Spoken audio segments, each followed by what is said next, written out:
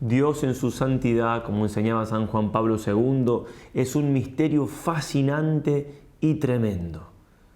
Por eso, antes de cada Santa Misa, inmediatamente antes, también tenemos que prepararnos.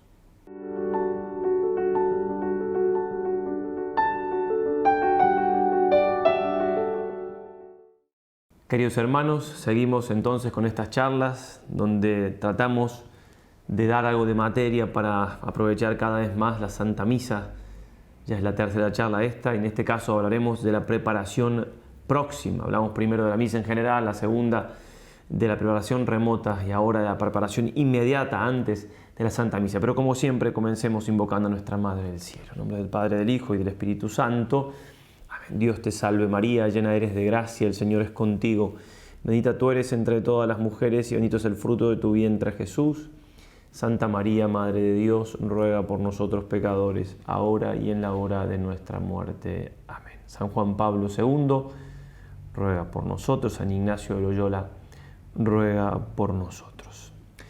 Como hicimos en la charla anterior, vamos a comenzar hablando un poco de algunas características que tiene que tener nuestra participación en la Santa Misa, para después, sí, en este caso, hablar directamente del modo de prepararnos de manera inmediata para el santo sacrificio de la misa. Habíamos hablado de que nuestra preparación tiene que ser plena y consciente, ¿no? Siguiendo las indicaciones del Concilio Vaticano II y este libro que estoy siguiendo, que es Ars Participandi, de nuestro fundador, el padre Carlos Miguel Vuela.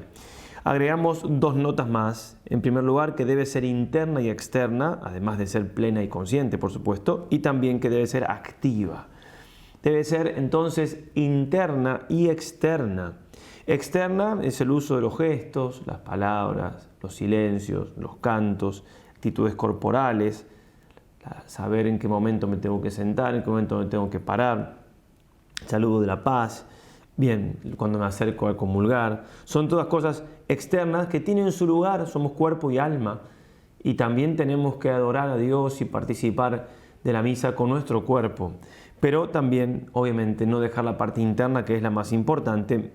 Son, por ejemplo, el pensar, el querer, el meditar, los actos de ofrecimiento que puedo hacer. Obviamente todo eso es lo que vivifica mi participación en la misa. Los actos de virtud, el ofrecimiento es un acto de virtud, estoy haciendo un acto de la virtud de la adoración, o sea, adorando a Dios, ¿sí? Haciendo un acto de latría, un acto de la virtud de la religión, me uno con el cuerpo místico, también caridad para con el prójimo, pido por alguien que no está presente. Bien, y buscar entonces que no nos pase lo que reclamaba Dios. Este pueblo me alaba con sus labios, pero su corazón está lejos de mí. Les recuerdo que el texto que lo estoy leyendo está en la descripción de este video, o quizás están viendo directamente esto de la página de ejercicios espirituales y está el texto también debajo ofrecido. Va a decir el Concilio Vaticano II siempre en la Sacrosanctum Concilium, ese documento sobre la liturgia: los pastores de almas fomenten con diligencia y paciencia la educación litúrgica y la participación activa de los fieles, interna y externa, conforme a su edad, condición, género de vida y grado de cultura religiosa, cumpliendo así una de las funciones principales del fiel dispensador de los misterios de Dios. Y en este punto guíen a su rebaño no solo de palabras, sino también con el ejemplo. Una de las cosas principales que tiene que hacer el sacerdote, los pastores en general, es enseñar al pueblo a participar de la Santa Misa. Entonces, participación interna y externa, y también participación activa, que el documento citado del concilio, la Sacrosanctum Concilio, usa 14 veces esa expresión, participación activa. Se une entonces, cuando se une la participación interna y externa, dejando de lado toda pasividad, se da esta participación activa, que dirá el padre Vuela, es la reina de las participaciones. Y citamos el concilio. Entonces, para asegurar esta plena eficacia es necesario que los fieles se acerquen a la Sagrada Liturgia con recta disposición de ánimo, ¿sí? Acercarse, recta disposición, actos preparatorios, preparación próxima. La disposición es algo interior. Pongan su alma en consonancia con su voz, colaboren con la gracia divina para no recibirla en vano. Muchas gracias se derraman en cada Santa Misa. Por esta razón, los pastores de almas deben vigilar para que en la acción litúrgica no solo se observen las leyes relativas a la celebración válida y lícita, sino también para que los fieles participen en ella consciente, activa y fructuosamente.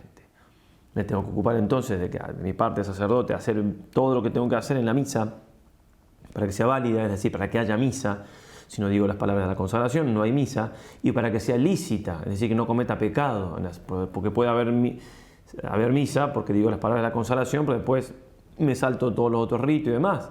Pues no solamente tengo que cuidar eso, sino que los fieles participen de esa manera fructuosa y activamente. En otro lugar, el mismo documento, para promover la participación activa, se fomentarán las aclamaciones del pueblo, las respuestas, la salmodia, las antífonas, los cantos y también las acciones o gestos y posturas corporales. Guárdese además a su debido tiempo un silencio sagrado. Silencio sagrado. También los silencios tienen lugar en la Eucaristía, en la liturgia. Así como cualquiera que sepa un poco de música sabe que para leer un pentagrama hace falta saber cómo se escribe.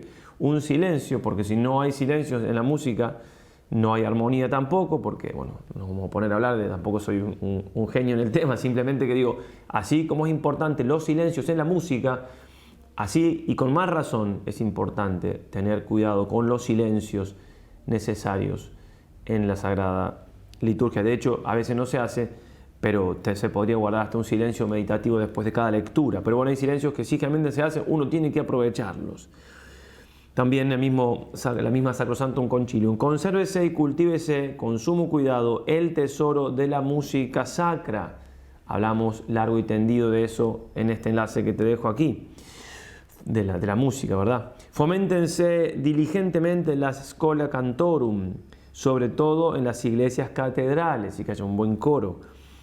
Los obispos y demás pastores de almas procuren cuidadosamente que en cualquier acción sagrada, con canto, toda la comunidad de los fieles pueda aportar la participación activa que les corresponde a tenor de los artículos tanto y tanto. Bueno, muy bien, vamos ahora sí directamente a lo que es la preparación próxima de la Santa Misa. ¿Sí? Cuando voy yendo quizá en el coche, en el auto a la iglesia, o en mi casa en los momentos anteriores antes de salir, o un rato antes, lo que sea, pero ya inmediatamente antes de llegar a la Santa Misa. Y comienza el Padre Vuela diciendo que da dos sugerencias para prepararse todos los días para participar en la Santa Misa. También se puede aplicar esto, por supuesto, si voy a misa semanal. La misa es infinita como Jesús, dice el Padre Pío de Pietrelcina, y todo lo que debo hacer para participar en la misa es tener noble simplicidad, y en esto está citando al Concilio Vaticano II, también al Sacrosanctum Concilium, y me parece, dice, que esta noble simplicidad corresponde con lo que San Juan Pablo Magno dice del rito romano, que es una mística esencialidad. Noble simplicidad y mística esencialidad. Este comentario es mío, no lo pone él aquí. ¿Qué sería tener una noble simplicidad y una mística esencialidad? O sea, mística esencialidad, lo esencial en la misa, ¿qué es? Lo esencial en la misa es que la misa es un sacrificio, ya lo veíamos en la primera charla. Y es místico, eso es sacrificio, me lleva a la vida mística, es una cercanía mística con Dios. Mística, esencialidad y noble simplicidad. Entiendo que no hay que ser complicados al prepararse para la misa, o sea, ir a lo seguro, ir al hueso, como se dice. ¿De qué voy a hacer en la misa? ¿De qué voy a participar? ¿Cuál va a ser mi parte en esa participación? No voy a un espectáculo, voy a algo en lo cual yo tengo que formar parte, ¿no? Entonces, para mí, justamente lo que va a decir después, estos dos pensamientos que va a traer, que vamos a desarrollar, son también de gran ayuda para entender esta noble simplicidad, ¿sí? Y esta mística esencialidad. Dice, en segundo lugar, entonces esto es primero. Lo segundo, se podría tener algún pensamiento sobre las dos cosas que no deberían faltar en una participación de la misa consciente, activa y fructuosa. Es a saber, una breve preparación para hacer mejor la oblación y la comunión. ¿Sí? Entonces, ¿en qué voy a pensar antes de la misa? En cómo hacer bien la oblación y la comunión, esos dos momentos tan importantes de la Santa Misa. Entonces, lo que vamos a hacer ahora es explicar primero la oblación, un poco más largo y más corto al final, explicar la comunión, esas dos acciones que se realizan en la misa, que los puedo meditar un poquito antes de cada misa para aprovecharlas mejor y para participar así mejor de la misma.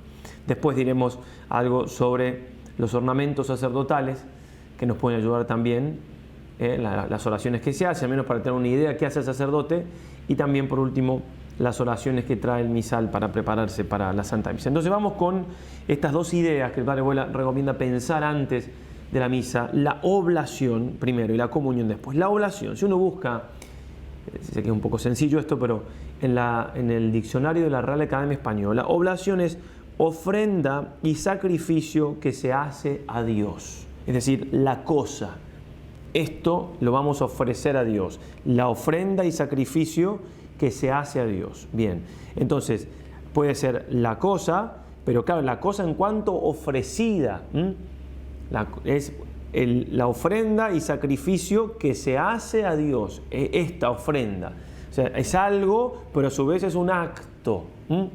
Bien, para nosotros la ofrenda es Cristo mismo bajo las especies sacramentales. Eso es lo que ofrecemos. Ese es el sacrificio. La oblación, va a decir el Padre Vuela, es un elemento esencial del sacrificio. ¿Qué se ofrece a Dios? Hay algo que ofrecer, si no, no hay sacrificio.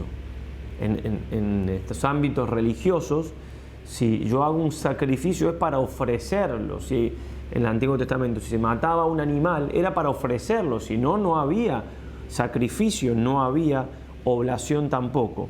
Santo Tomás de Aquino va a decir: todo sacrificio es oblación.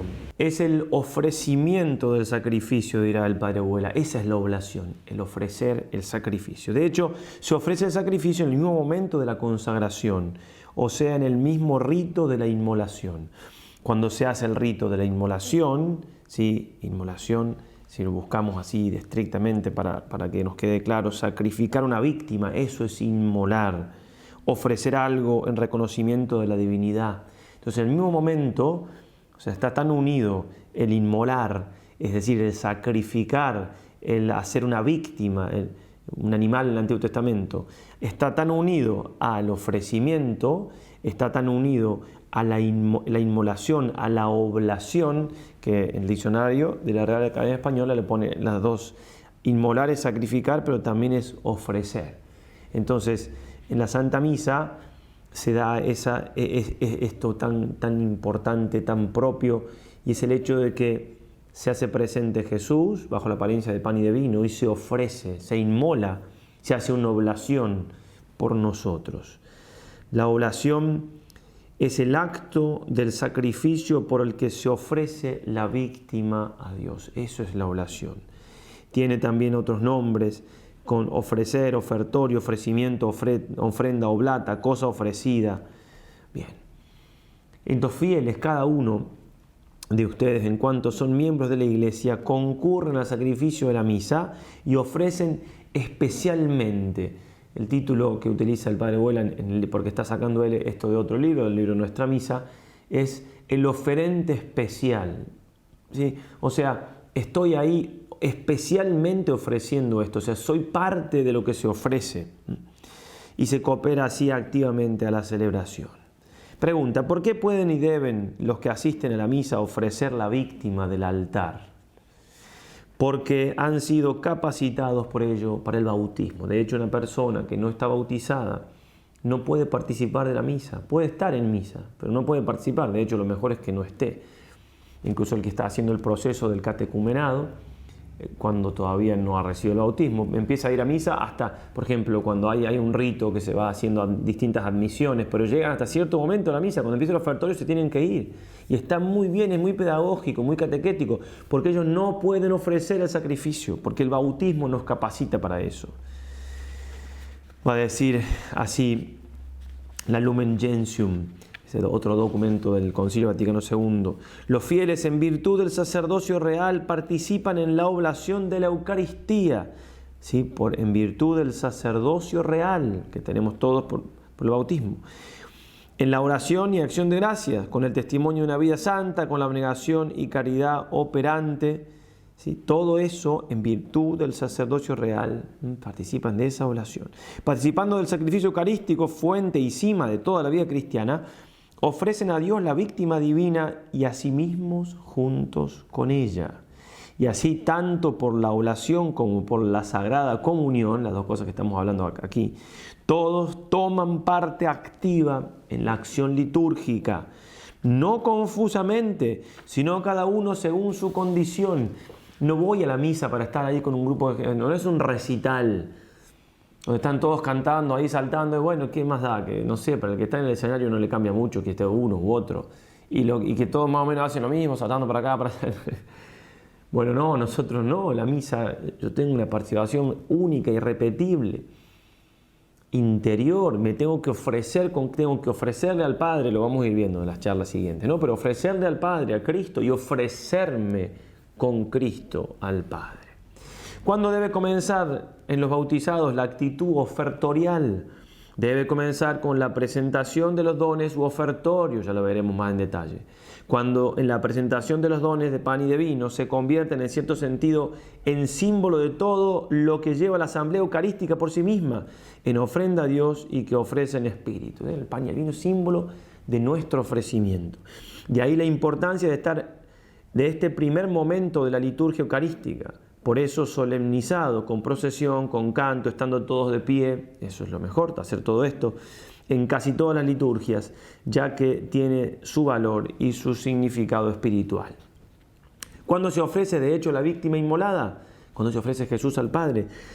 Se realiza en el momento mismo del rito de la inmolación o consagración y se manifiesta de hecho al depositar la víctima sobre el altar. Es decir, cuando se dan las palabras de la consagración, sobre todo ya las palabras de la consagración del vino, ahí ya se da la inmolación, mientras tanto no tiene que hacer la doble consagración, ya se da en ese momento, pero se muestra, ¿sí? como lo veremos más adelante también nuevamente cuando está aquí citando a Pío XII, el Padre Vuela, se manifiesta cuando se pone sobre el altar. Ahí está la manifestación de esa inmolación, de ese ofrecimiento, que después más aún todavía va a quedar claro, patente a todos en la doxología por Cristo con él y en él.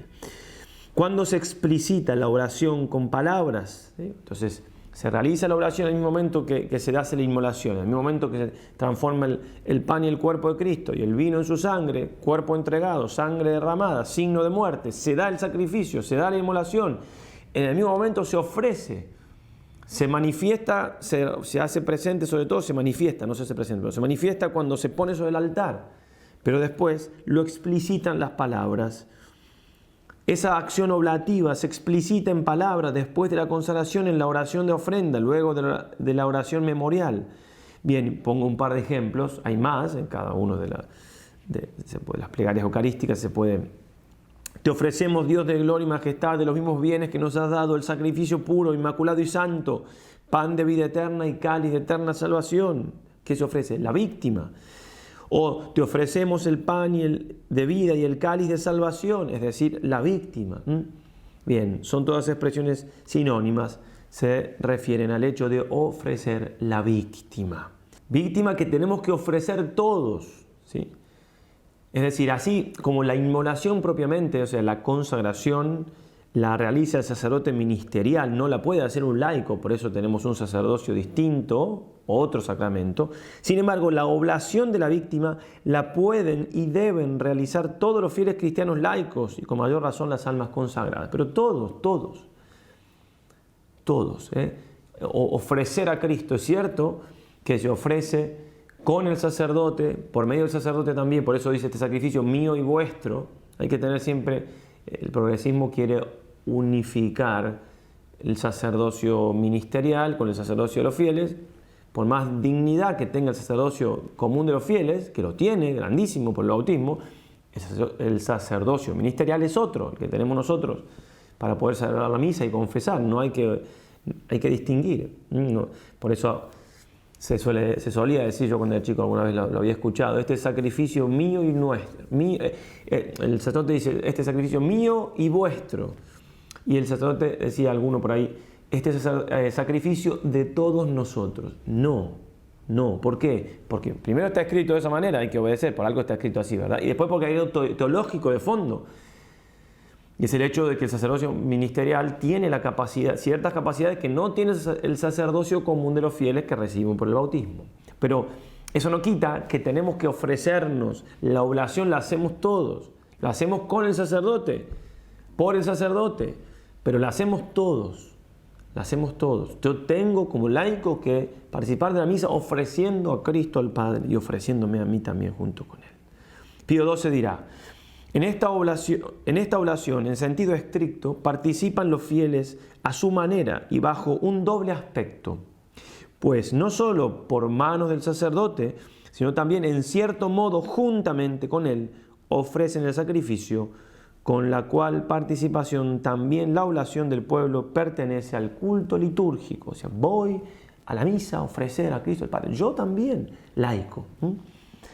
¿Por qué dice el sacerdote, orad hermanos, para que este sacrificio mío y vuestro? Porque el pueblo fiel ofrece también la víctima del altar y junto con ella sus propios sacrificios espirituales. Por así decirlo, ofrece una doble víctima, Jesucristo y su propia persona. Y porque la Eucaristía tiene razón de sacrificio en cuanto se ofrece. 6. Otra pregunta más que se hace. ¿Cuándo llega a su plenitud el ofrecimiento de la víctima divina y de nosotros junto con ella? La oblación, el ofrecimiento de la víctima, llega a su plenitud en la doxología final, cuando el sacerdote alza el cuerpo y la sangre de Cristo diciendo, por Cristo, con Él y en Él, a ti Dios Padre Omnipotente, etc. Y con el amén, en el que participan todos los fieles al cantarlo ordinariamente o al rezarlo, manifiestan su aceptación a todo lo realizado sobre el altar. Recordemos que amén no es así sea, es así es. Así es, está mal traducido, no sé si lo hemos dicho ya en alguna charla, creo que sí.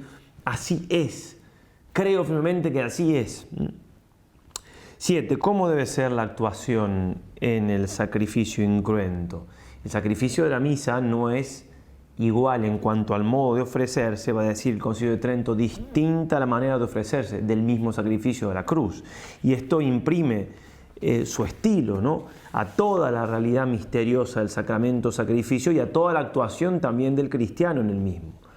De manera pedagógicamente escalonada, San Pedro Crisógono, comentando Romanos 12:1, que hay que ofrecerse como hostias puras, santas, así como víctimas, enseña cómo debe ser el ofrecimiento del cristiano en la misa. Primero, ofrecer sus cuerpos. Segundo, como un sacrificio viviente u hostias vivientes.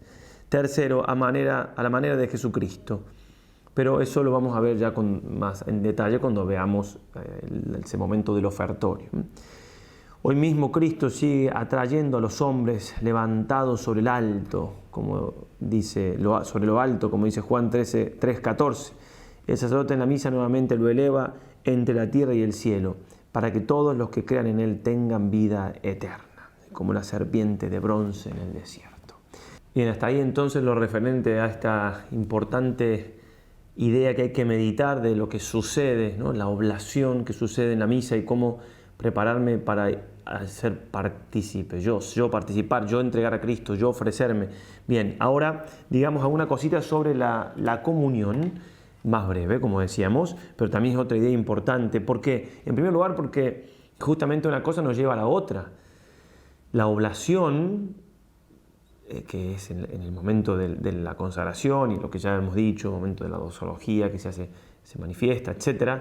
Bien, pero yo me uno a esa oblación, me uno a la víctima en la comunión. Por eso el mismo pensamiento de la oblación me puede llevar a pensar en la comunión. Yo me uno con Cristo, sí, vivo, pero victimado. Entonces pensar en la comunión, que es la participación entonces de ese sacrificio, de esa víctima. También es signo de unidad. Todos participamos de un mismo cuerpo, de un mismo pan, por eso somos un mismo cuerpo, dirá San Pablo. Entonces pensar, también me puedo preparar muy bien para la misa pensando cómo está mi relación con el prójimo. ¿Sí? Si hay algo que perdonar o no. Bien, también nos hace incorporar cada vez más a Cristo al cuerpo místico de Cristo. En la Eucaristía está Cristo mismo, la unión más grande que puedo tener con Él. Se da entonces en la comunión todo lo que implica, ¿no? El que come mi carne y bebe mi sangre tiene vida eterna. Y yo lo resucitaré en el último día. Mi carne es verdadera comida, mi sangre es verdadera bebida. Así como yo vengo del sido enviado por el Padre, dice el Señor, y vivo por Él, así el que me come vivirá por mí. Todo lo que implica la comunión, ¿no? Que ya, repito, veremos más adelante, pero también es un pensamiento que nos puede ayudar a prepararnos mejor inmediatamente antes de la misa. También la resurrección, como decíamos, es fruto de la Eucaristía, todo lo que implica la vida eterna que ya poseo, tiene vida eterna, ¿no? La comunión me tiene que hacer acordar eso también. Bueno, y ahora algunas oraciones que nos pueden ayudar. Digo, esto es cuanto a meditación, en cuanto a pensar, uno puede dedicar tiempo a pensar en silencio y está muy bien. Si uno quiere hacer alguna oración vocal o leída, aunque sea mental, bueno, puede ser el Santo Rosario, como no, que también se suele usar mucho en las parroquias, está muy bien. Padre Abuela también lo decía, que es una muy buena preparación para la misa. El Santo Rosario, Sor Lucía, la pastorcita de Fátima, también lo ponía como una buena manera de prepararse para la misa. Bien, obviamente, también el recogimiento en general, ¿no? O sea, no llegar a la misa ahí justo, de algún modo para nosotros llegar a la misa a horario, a la hora que empieza, es llegar tarde. Es llegar tarde.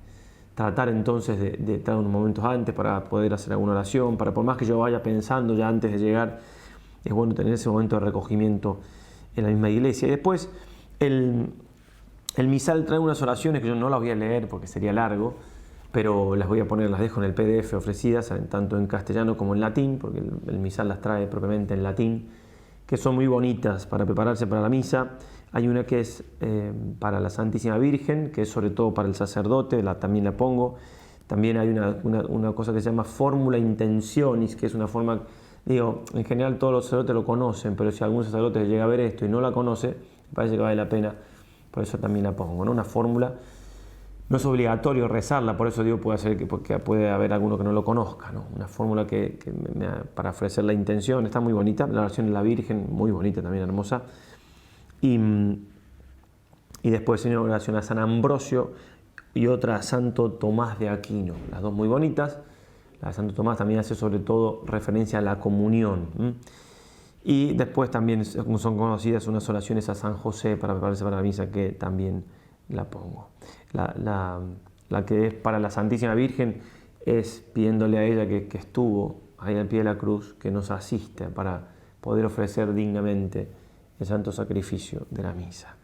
Bien, y ahora sí, para el último punto, es lo referente a los ornamentos que utiliza el sacerdote.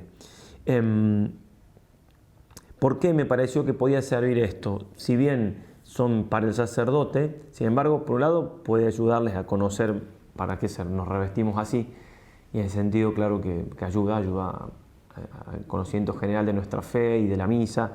Y después porque me parece que hay que imitar en cuanto se pueda o en cuanto nos toque a cada uno las actitudes que tiene que tener el sacerdote, que se van expresando en las oraciones que va haciendo cuando se pone los ornamentos. En el Antiguo Testamento se usaban ornamentos, ¿sí? Lo podemos leer claramente, estaba mandado cómo tenía que vestir el sacerdote para la liturgia de ese tiempo. Y San Jerónimo va a decir: no debemos entrar en el santo de los santos ni celebrar los sacramentos del Señor con los vestidos que nos sirven para los demás usos de la vida, de la vida, porque la religión divina tiene un traje para el ministerio y otro traje para el uso común. Bien, entonces, muy claro, y eso está también obviamente mandado por la Iglesia. Juan Pablo II, en la carta a los sacerdotes en Jueves Santo del año 1980, hablando sobre el misterio del culto de la Eucaristía, ya denunciaba cierta tendencia desacralizadora que implicaba que no se utilizase los distintivos propios de las celebraciones y demás, de los ornamentos. Y Benedicto XVI, en la Sacramentum Caritatis, va a decir: también hay que respetar y cuidar los ornamentos, la decoración, los vasos sagrados, para que dispuestos de modo orgánico y ordenado entre sí fomenten asombro ante el misterio de Dios. Fomenten asombro, que decíamos al principio, Mysterium fascinans, pero mysterium también tremendum. ¿Sí? Ante el misterio de Dios manifiestan la unidad de la fe y refuerzan la devoción. Bueno, entonces, en primer lugar, lo que nos vamos a poner cuando nos revestimos, lo primero es un símbolo marcial que se llama amito, que viene de amicere, que significa cubrir en latín.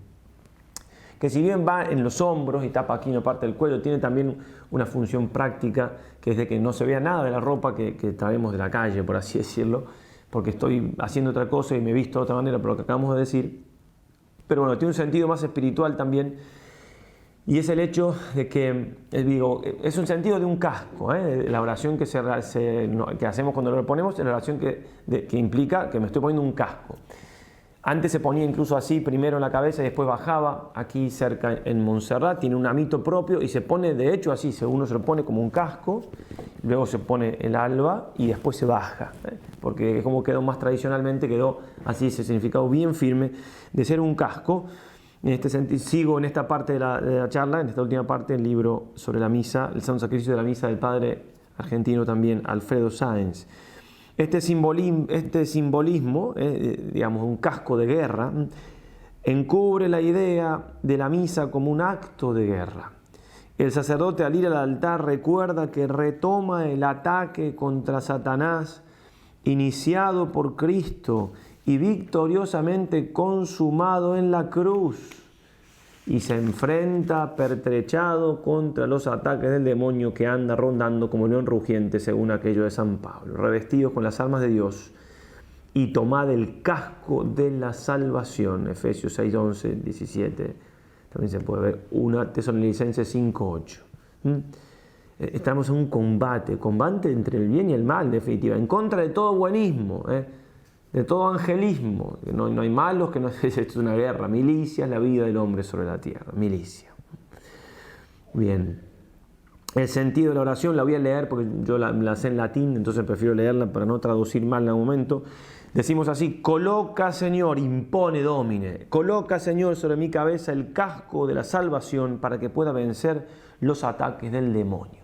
Entonces, si puede servir también a un laico hacer una especie de pequeña meditación y decir, bueno, a ver, también voy a un combate, yo también entro en esa lucha entre el bien y el mal en la Santa Misa. Claro que sí, lo que hace el sacerdote de alguna manera, ya aclaramos recién la distinción de sacramentos, pero obviamente que me puede servir esto para prepararme como laico. Después nos ponemos el alba, que en el Imperio Romano era la ropa que usaban las personas de distinción, y la Iglesia lo escogió entonces para la dignidad en la casa de Dios.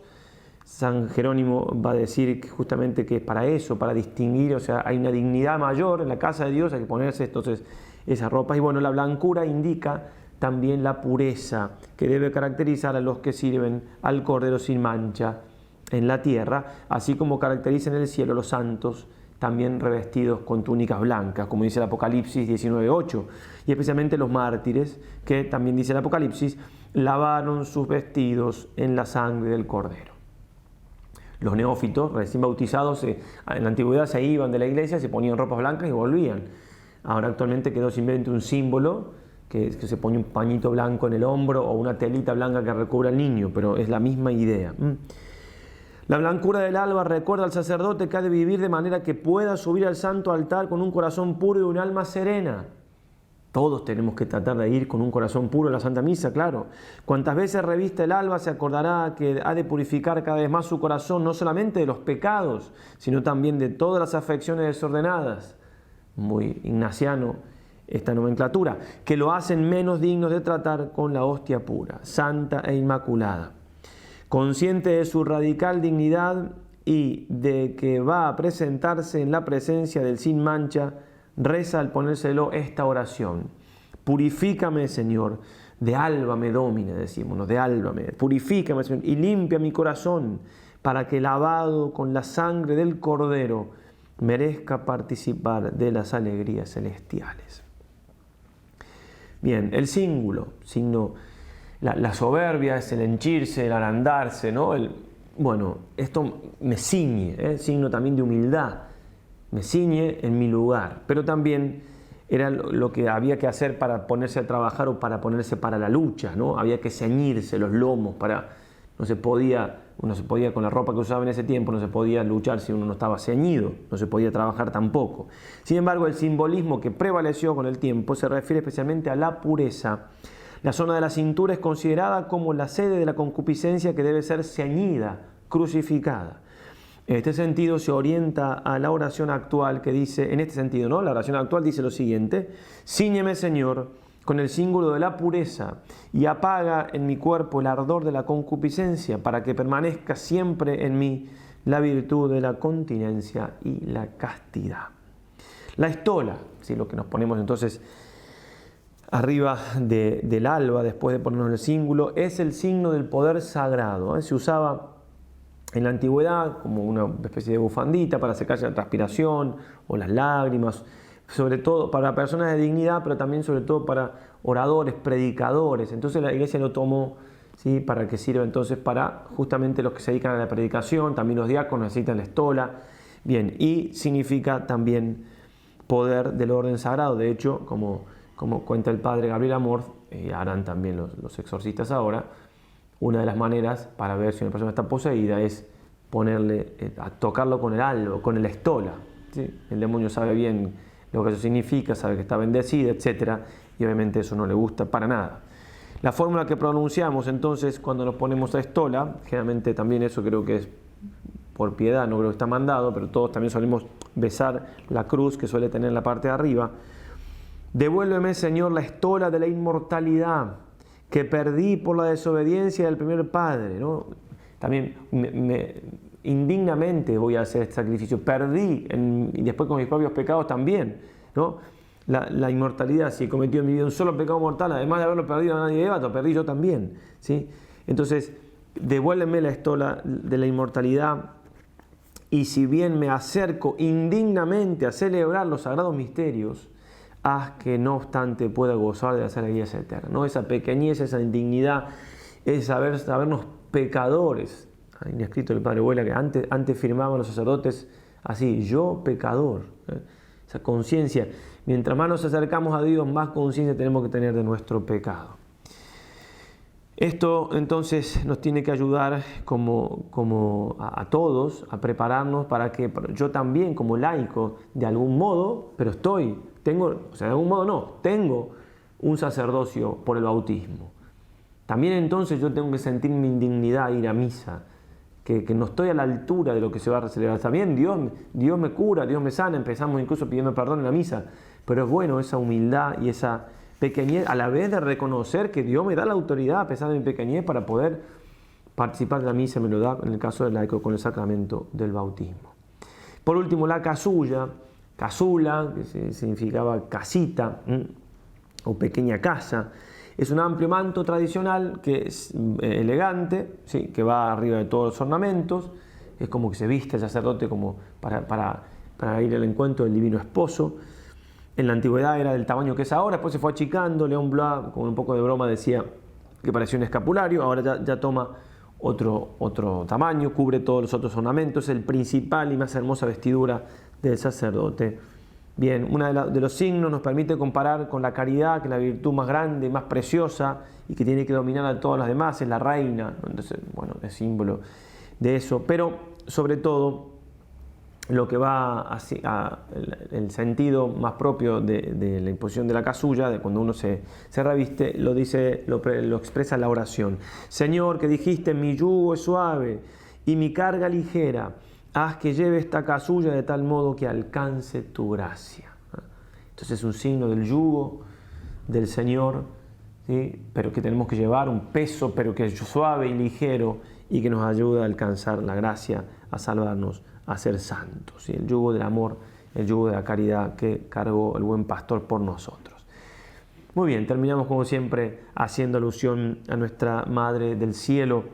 Dice el Papa Benedicto XVI en la Sacramentum Caritatis número 43, cada vez que en la liturgia eucarística nos acercamos al cuerpo y sangre de Cristo, nos dirigimos también a la Santísima Virgen, que adhiriéndose plenamente al sacrificio de Cristo, lo ha acogido para toda la Iglesia. Los padres sinodales han afirmado que María inaugura la participación de la Iglesia en el sacrificio redentor. Ella es la Inmaculada que acoge incondicionalmente el don de Dios y de esa manera se asocia a la obra de la salvación. María de Nazaret, ícono de la Iglesia naciente, es el modelo de cómo cada uno de nosotros está llamado a recibir el don que Jesús hace de sí mismo en la Eucaristía. Pedimos a ella entonces nos ayude cada día más a participar de una manera más fructuosa, más activa, más plena, etcétera, etcétera, etcétera, en la Santa Misa, que cada día nos preparemos mejor para algo tan sagrado, para ese misterio tan fascinante y tan tremendo que es Dios mismo, su santidad, que es el presente sobre el altar. Hasta el próximo video, si Dios quiere. Ave María y adelante. En el próximo veremos ya los ritos introductorios.